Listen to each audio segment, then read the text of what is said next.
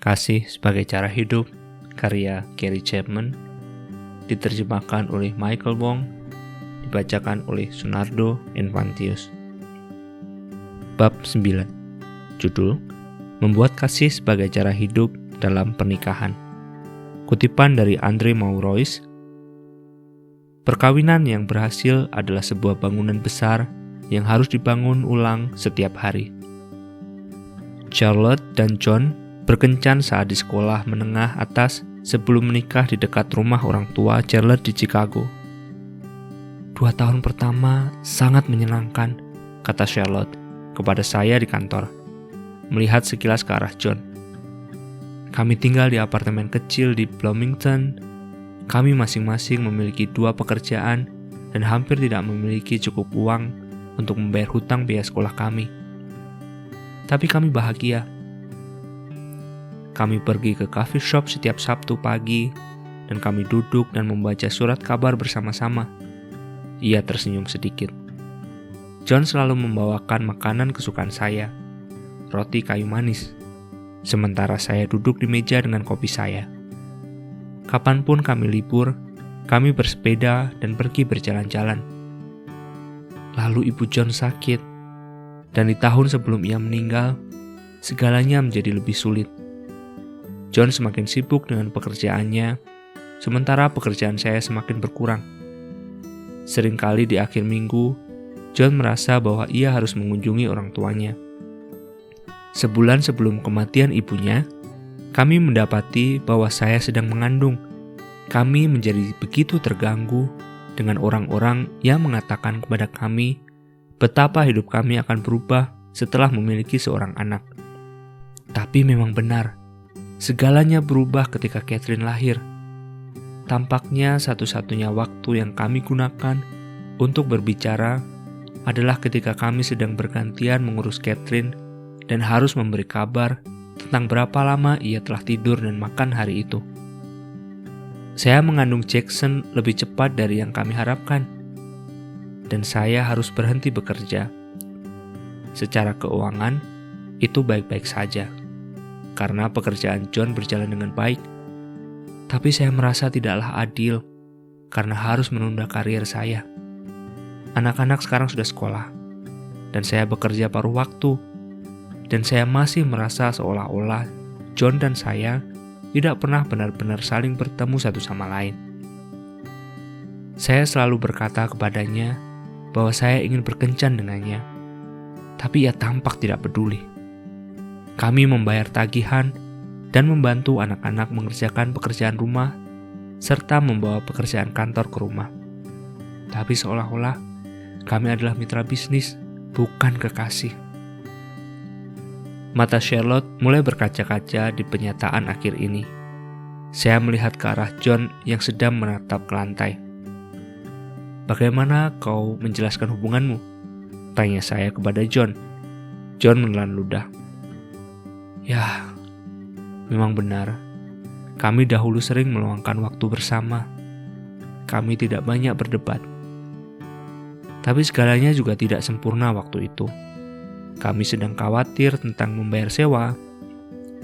Saya pikir saya dapat kehilangan pekerjaan setiap saat jika saya tidak bekerja keras. Memang, terkadang kami keluar minum kopi. Tapi paling tidak sekarang, kami memiliki rumah yang bagus, 2 mobil, dan anak-anak." Ia mengatakannya seolah-olah kami bahkan tidak mencintai anak-anak kami. "Kau tahu itu bukan maksudku," kata Charlotte dengan tajam. "Jangan memotongku," kata John sebelum kembali menatap saya. Dia sendiri yang menawarkan diri untuk tinggal di rumah setelah Jackson dilahirkan. Seringkali saya berharap sayalah yang dapat tidur siang daripada bekerja 10 jam dan kemudian pulang ke rumah dan mengganti popok. Sekarang kami berusaha menjalankan rumah tangga dengan 2 pekerjaan. Waktu yang lalu, saya harus meninggalkan pekerjaan untuk menjemput anak-anak dari sekolah karena ia ada rapat. Ia berkata bahwa ia akan pulang saat makan malam.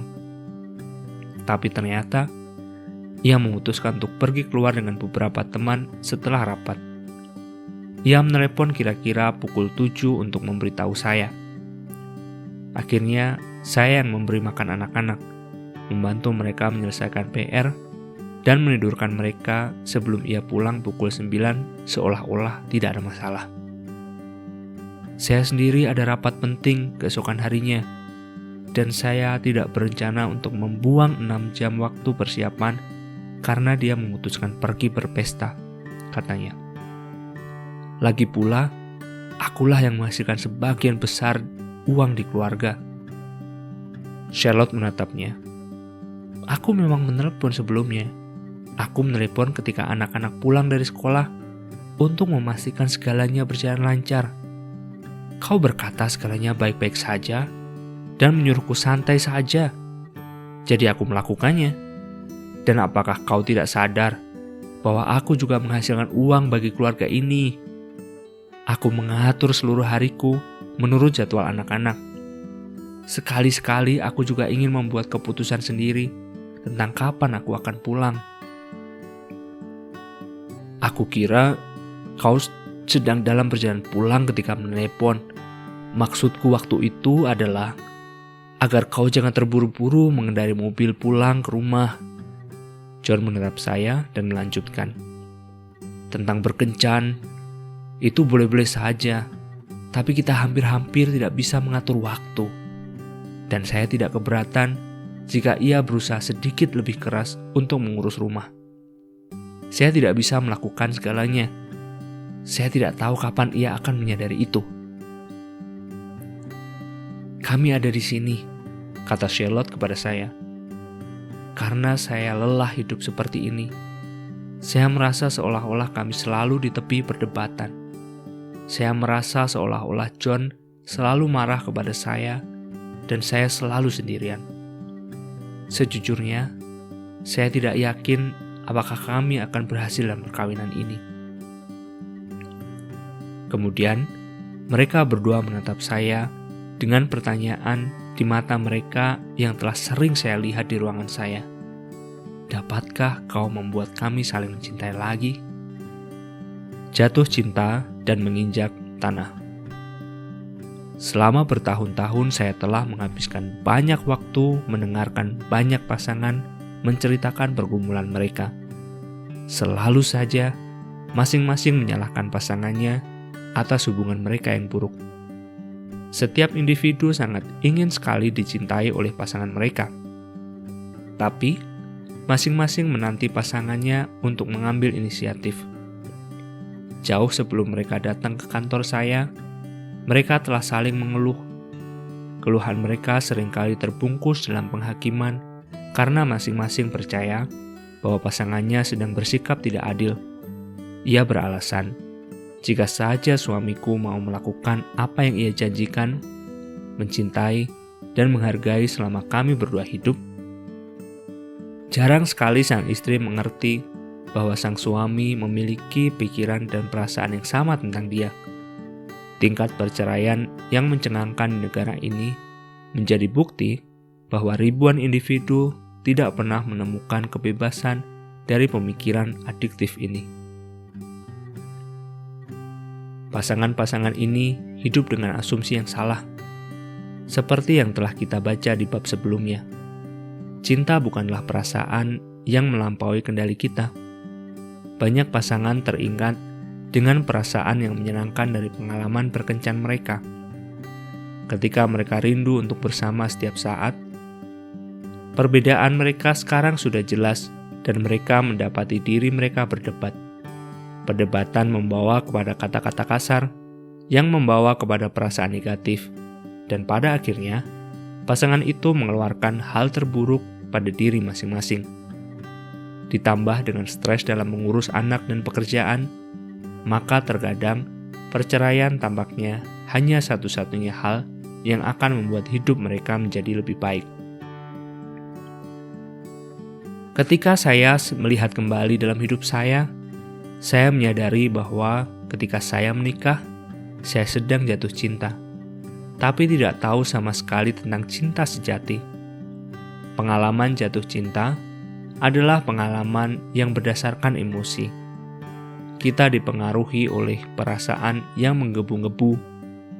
Kita melihat yang terbaik dari diri orang lain, dan hubungan itu merangsang yang terbaik dari kita. Memang, kita akan melakukan dan mengatakan hal-hal yang tampaknya mengutamakan kepentingan pasangan kita. Kita memberikan hadiah yang tidak mampu kita beli, membuat janji-janji yang tidak akan pernah dapat kita tepati, dan melakukan sesuatu bagi satu sama lain yang membuat kita percaya bahwa kita adalah kekasih sejati. Ahli ilmu sosial memberi informasi kepada kita bahwa jangka waktu rata-rata dari fenomena ini, jatuh cinta, ini adalah 2 tahun. Kemudian perasaan yang menggebu-gebu itu mulai padam. Semua perasaan menyenangkan itu mulai menguap, dan kita mendapati bahwa kita bukanlah kekasih. Kita adalah 2 orang egois yang telah membuat janji yang tidak dapat kita tepati kepada satu sama lain. Perasaan menyenangkan diganti dengan rasa sakit, kemarahan, kekecewaan, dan rasa takut. Mengerti kebenaran tentang cinta adalah satu-satunya hal yang akan membuka pintu bagi hubungan cinta yang panjang. Kasih adalah sikap yang membawa pada perubahan perilaku. Kasih berusaha memberikan kasih kepada orang lain dan menemukan cara yang berarti untuk mengekspresikannya. Ekspresi-ekspresi kasih ini merangsang perasaan emosi yang hangat di dalam diri orang lain tersebut. Ketika pasangan kita membalasnya, kita juga merasa hangat terhadap dia. Emosi-emosi itu adalah hasil dari kasih. Mereka sendiri bukanlah kasih. Ketika kasih menjadi cara hidup dalam perkawinan, 7 karakteristik kasih yang dibahas dalam buku ini mengalir dengan bebas antara sang suami dan sang istri. Marilah kita melihat apa jadinya perkawinan Charlotte dan John jika kasih menjadi gaya hidup bagi mereka. Kebaikan. Setiap karakteristik dari orang yang penuh kasih sangat penting dalam perkawinan. Tapi jika saya hanya dapat memilih satu untuk ditekankan, itu adalah kebaikan. Menempatkan kepentingan pasangan Anda di atas diri sendiri adalah penting untuk membuat perkawinan berjalan lancar. Jelas sekali, dalam percakapan saya sebelumnya dengan John dan Charlotte, bahwa mereka telah berhenti bersikap baik satu sama lain. Mungkin salah satu atau mereka berdua telah mencoba untuk bersikap baik kepada yang lain ketika anak-anak mereka masih kecil, tapi telah berkembang menjadi kekecewaan karena sang suami atau istri tampak tidak membalas sikap ini.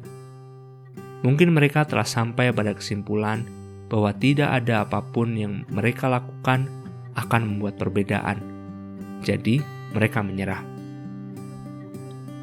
Tidaklah berlebihan untuk berkata bahwa kebaikan kecil dalam kehidupan sehari-hari dapat menyelamatkan perkawinan. Kebaikan menunjukkan bahwa kita menghargai pasangan kita. Kita mengenali kebutuhannya dan ingin menempatkan kebutuhan itu di atas kebutuhan kita. Itu artinya, siap sedia dengan cara suami atau istri menerima kasih. John sedang menunjukkan kasih dengan membawa pulang gaji yang besar setiap 2 minggu, dan Charlotte menginginkan dia menunjukkan kasih dengan membawanya berkencan. Ketika ia siap sedia untuk bersikap baik, John akan memutuskan untuk membawa Charlotte keluar, bahkan jika ia rasa itu membuang-buang waktu. Ia akan menunjukkan kasih kepadanya dengan cara ini karena ia dengan sengaja menempatkan kebutuhan sang istri di atas kebutuhannya. Sama halnya, kebaikan mengharuskan Charlotte untuk melihat bahwa John sedang bekerja keras untuk memenuhi kebutuhan keluarga mereka. Ia dapat menghargai pekerjaan John dan mengatakannya kepada John bahwa jika itu bukanlah cara utama ia ingin dikasihi. Kebaikan akan mengharuskan Charlotte untuk mengorbankan waktu dengan teman-temannya jika diperlukan, sama seperti John mengorbankan waktu di tempat kerja hari itu. Kebaikan akan berkata terima kasih tanpa mengandung maksud, akhirnya mau juga kau mengajakku kencan. sebagai cara untuk mengakui bahwa waktu John sangatlah berharga. Ketika kasih menjadi cara hidup dalam perkawinan, seorang memasak makanan, mencuci piring, membersihkan lantai, membersihkan toilet, mengajak anjing berjalan-jalan, memotong semak-semak, membayar tagihan, dan memakaikan baju anak-anak, semua dengan sikap positif. John mungkin tidak menggunakan kata-kata ini, tapi sikapnya berkata, "Senang sekali memasak makanan ini untukmu, dan dengan senang hati aku akan membuang sampah ini." Charlotte dan John ada dalam sikap menyerang satu sama lain. Kesombongan mereka tidak siap untuk mengakui bahwa pasangannya dapat melakukan sesuatu yang penuh kasih. Dalam perkawinan yang ditandai dengan kebaikan, pasangan berbicara satu sama lain dengan hormat. Mereka berbicara ketika mereka disakiti atau marah.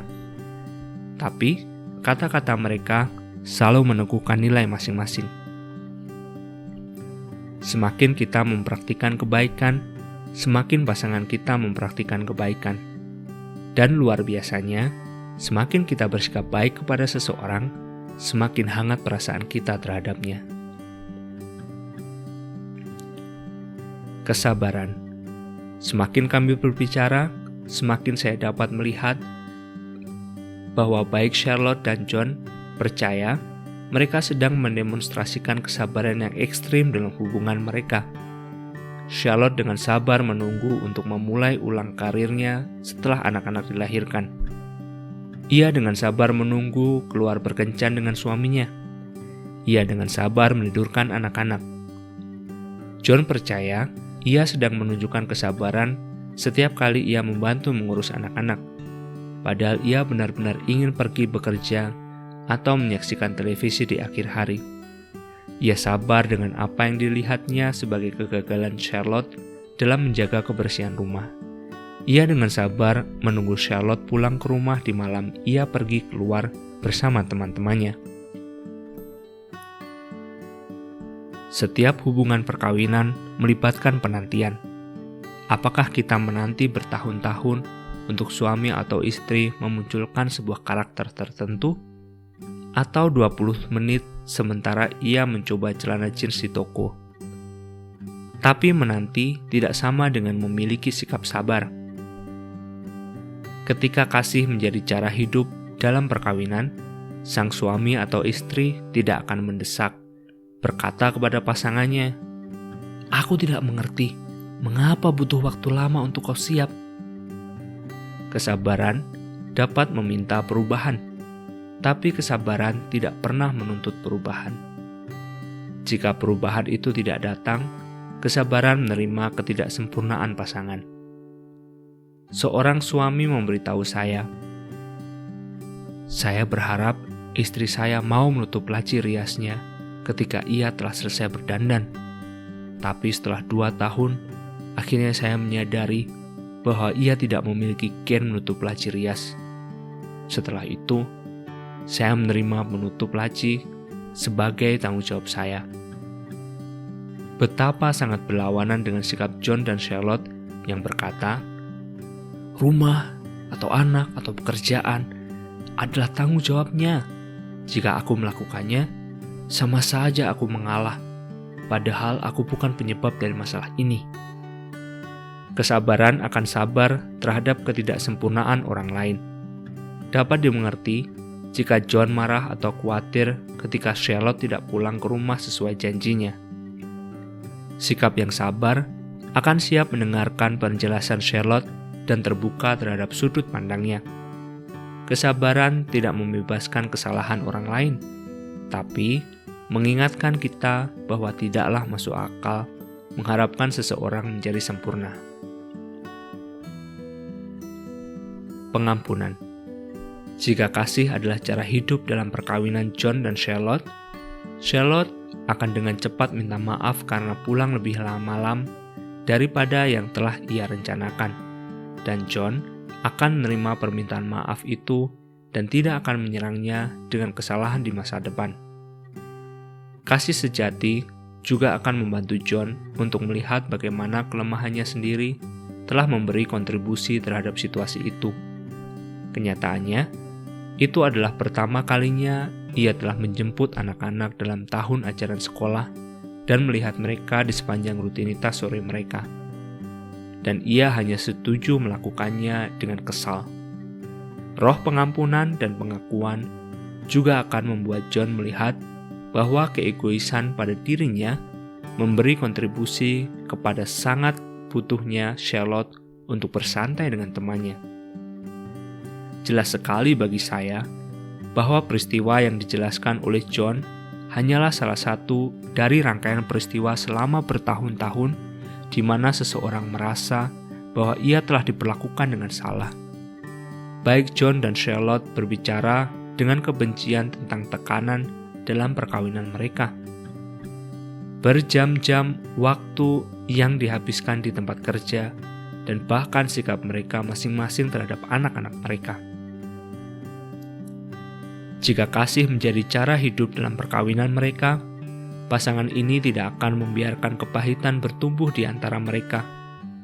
Terkadang mereka akan masih menyinggung satu sama lain, baik sengaja atau tidak sengaja. Tapi yang menyerang akan dengan segera minta maaf, dan yang diserang akan siap mengampuni. Mengingat bahwa tidak akan ada hubungan positif jangka panjang tanpa permintaan maaf dan pengampunan. Kesopanan adalah cerminan dari sudut pandang budaya kita terhadap perkawinan, di mana kita seringkali tidak menganggap kesopanan sebagai bagian dari hubungan perkawinan.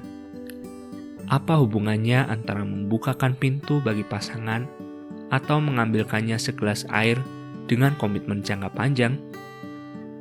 Tapi karena kesopanan berarti mengakui potensi seseorang sebagai teman, ketika kita bersikap sopan kepada pasangan kita sedang mengomunikasikan bahwa kita ingin membangun persahabatan dengannya. Ini sangat penting karena salah satu kunci kesuksesan dalam perkawinan bukan hanya mencintai satu sama lain, tapi menyukai satu sama lain. Pasangan suami istri yang paling bahagia adalah teman baik, bukan hanya sepasang kekasih atau teman serumah. Kurangnya kesopanan dalam perkawinan bahkan adalah salah satu dari tanda bahwa kasih bukanlah cara hidup bagi pasangan suami istri. Saya melihat dengan cepat dalam perkawinan John dan Charlotte. Mereka datang ke ruangan saya dengan suasana marah. Selama percakapan kami, mereka saling memotong satu sama lain, berbicara dengan tajam kepada satu sama lain, menuduh satu sama lain dengan mudahnya, dan jarang membuat kontak mata. Kisah yang mereka ceritakan kepada saya mencerminkan penurunan dari kesopanan dalam perkawinan mereka. Hal sopan yang harus dilakukan Charlotte sebelum pergi keluar dengan teman-temannya adalah dengan menelepon John untuk meminta izin darinya. Mungkin ia dapat berterima kasih kepadanya karena telah menjemput anak-anak hari itu. Ini adalah yang akan ia lakukan jika seorang tetangga telah menjemput anak-anaknya. Sebaliknya, ia membuat dugaan berdasarkan kata-kata suaminya, hampir seolah-olah ia ingin membuat suaminya marah. Daripada berusaha untuk menangkap pesan suaminya dengan jelas, dalam usaha untuk mempertahankan hubungan. Jika John sedang menolong menjaga anak-anak temannya, ia pasti akan peduli dengan anak-anak itu dengan sikap yang lebih positif. Ingatkah dengan roti kayu manis yang dahulu sering ia bawakan kepada Charlotte? Ketidaksediaannya beberapa tahun kemudian untuk mengakui beberapa kebutuhan mendasar istrinya mungkin mulai terabaikan dengan kebutuhannya yang terkecil. Ketika kasih menjadi cara hidup dalam perkawinan, suami dan istri akan menanyakan pertanyaan untuk memastikan mereka mengerti apa yang dikatakan sang suami atau istri. Berteriak tidak akan menjadi cara hidup mereka. Jika sang suami mendapati bahwa istrinya menghargai ketika ia membukakan pintu mobil baginya, maka ia akan melakukannya. Di lain pihak, jika sang suami mendapati bahwa itu bukanlah salah satu keinginan istrinya, ia tidak akan melaksanakan konsep kesopanan ini kepada istrinya. Anda akan sering mendengar para pasangan yang sopan membuat komentar positif tentang satu sama lain saat sang suami atau istri hadir di sana. Mereka akan mengucapkan terima kasih kepada sang suami atau istri karena telah melakukan sesuatu yang sederhana. Apapun yang dianggap sebagai kesopanan yang lazim akan dicerminkan dalam tindakan sehari-hari mereka. Sama seperti kebocoran dalam sebuah bendungan mencerminkan potensi masalah yang lebih besar, menyerah pada kesopanan dalam perkawinan mencerminkan masalah yang lebih besar tentang tidak menghargai satu sama lain. Konsekuensi dari melupakan perbuatan sederhana mengingatkan kita tentang betapa besarnya perbuatan itu ketika dilakukan. Kerendahan hati. Ketika pertama kali mereka menikah, kemungkinan besar John dan Charlotte membuat banyak pengorbanan bagi satu sama lain. Mereka hidup dengan penghasilan yang minim, sehingga masing-masing dapat mengejar karir pilihannya. Mereka mengambil pekerjaan tambahan, sehingga yang lainnya tidak harus bekerja lebih banyak daripada yang seharusnya. Mereka saling mengunjungi keluarga masing-masing, bahkan ketika mereka lebih suka melakukan sesuatu yang lain. Masing-masing mereka melakukan hal-hal ini karena mereka saling menghargai. Mereka merasa sangat aman dengan cinta mereka satu sama lain, sehingga mereka bersedia melepaskan ego pribadi demi keuntungan pasangannya. Sekarang mereka duduk di ruangan saya, bahkan tidak bersedia membersihkan rumah untuk pasangannya. Apa yang telah terjadi? Ketika Charlotte memberitahu saya bahwa ia tidak tahu mengapa ia harus menunda karirnya, dan John mengatakan kepada saya bahwa Charlotte tampaknya senang melakukannya pada saat itu, saya mempercayai mereka berdua. Charlotte mungkin telah bersedia mengalah dan membiarkan John meniti karirnya. Namun ia mungkin menantikan pengakuan dari John bahwa pengorbanannya sangat berharga. Ketika ia tidak menerima peneguhan itu dalam bentuk kata-kata, kebencian mulai bertumbuh. Kebencian juga dapat bertumbuh di masa lalu.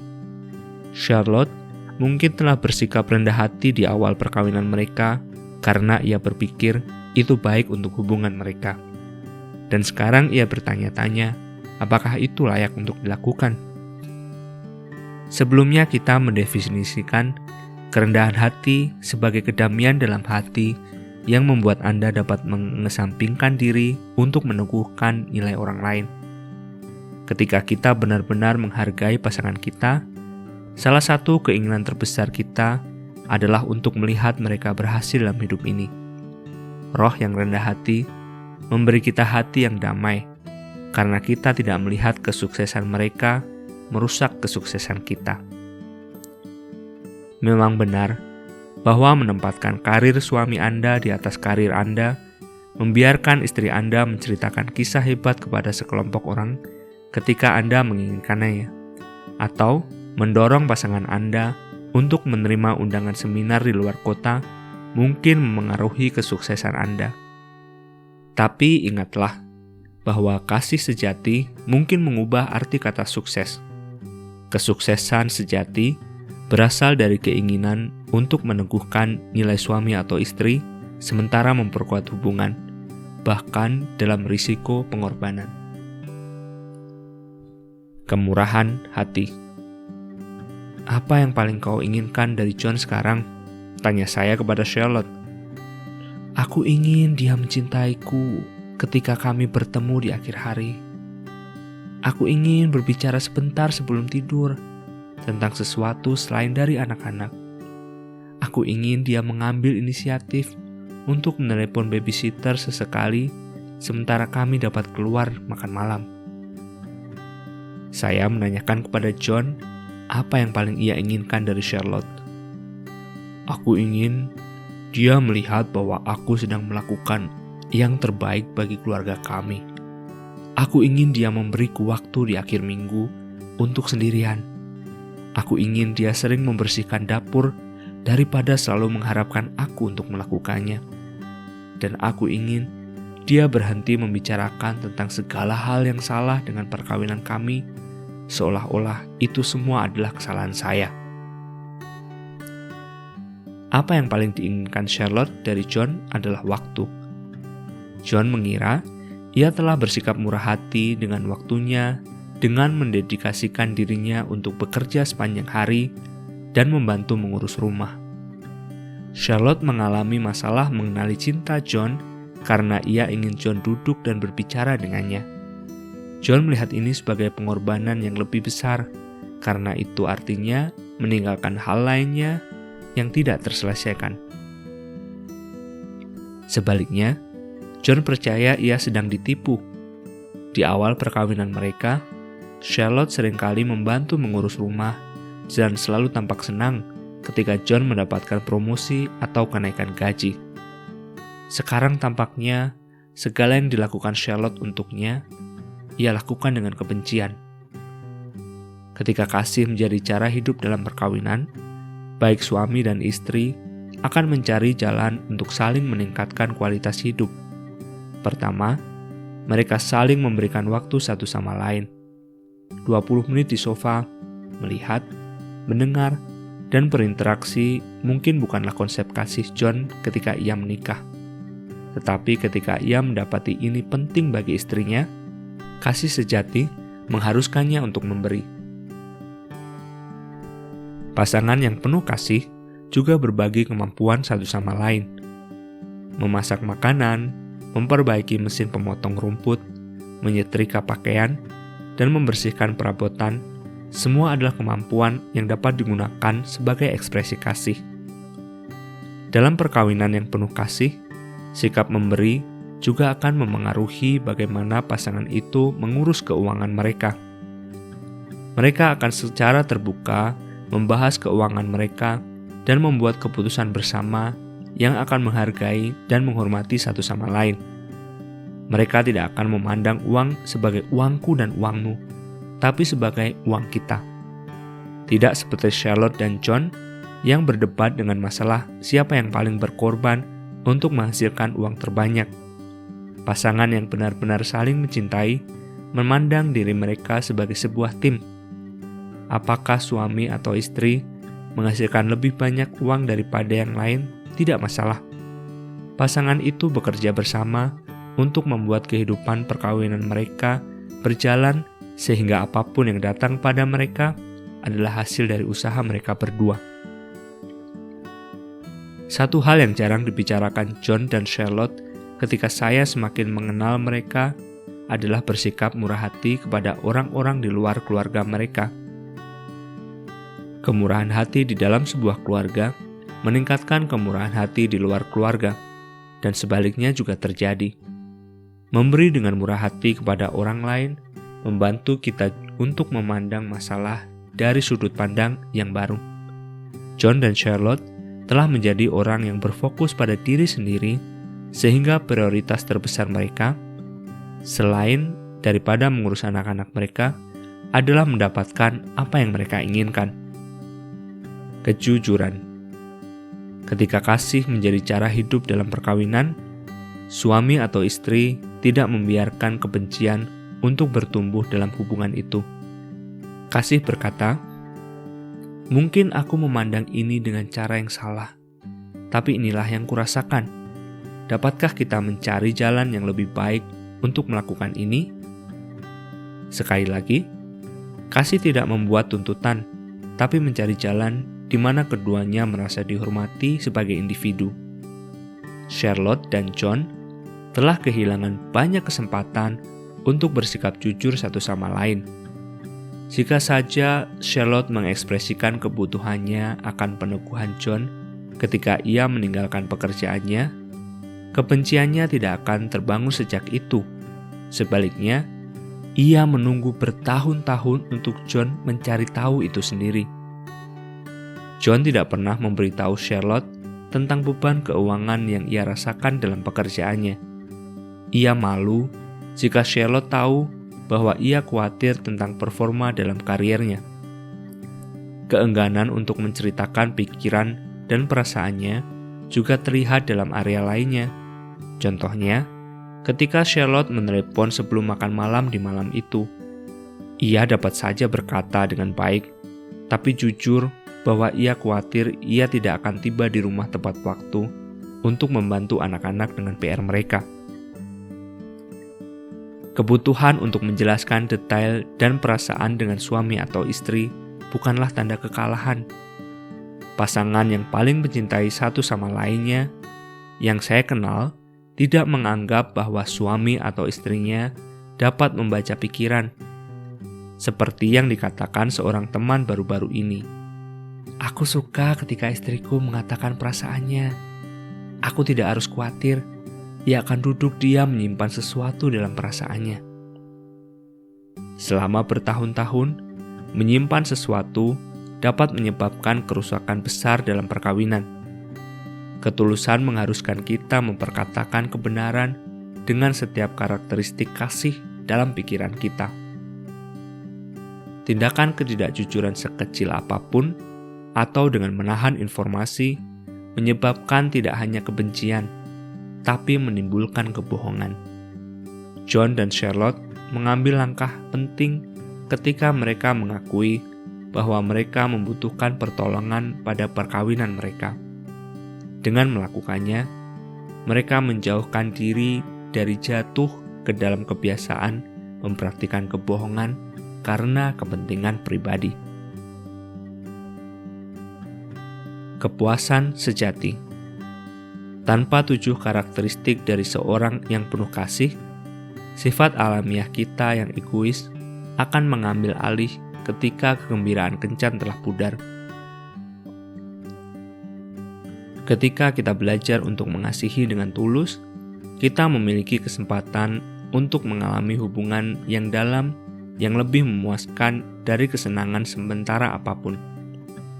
Saya percaya, perkawinan dirancang untuk memberikan kesempatan kepada suami atau istri untuk melayani satu sama lain dalam ekspresi kasih yang penuh arti, dengan kebebasan untuk membangun minat dan kemampuan mandiri mereka. Ketika kita merasa aman dalam kasih satu sama lain, kita dapat melayani orang lain dari fondasi yang kuat di rumah. Perkawinan tidak pernah dirancang untuk membuat orang menderita. Itu dirancang untuk menjadi lembaga kasih, pelayanan, dan sukacita besar. Perkawinan juga dapat membantu Anda bertumbuh sebagai orang yang penuh kasih dengan cara yang mungkin tidak Anda ketahui. Ketika kasih menjadi cara hidup, perkawinan mencapai potensi tertingginya.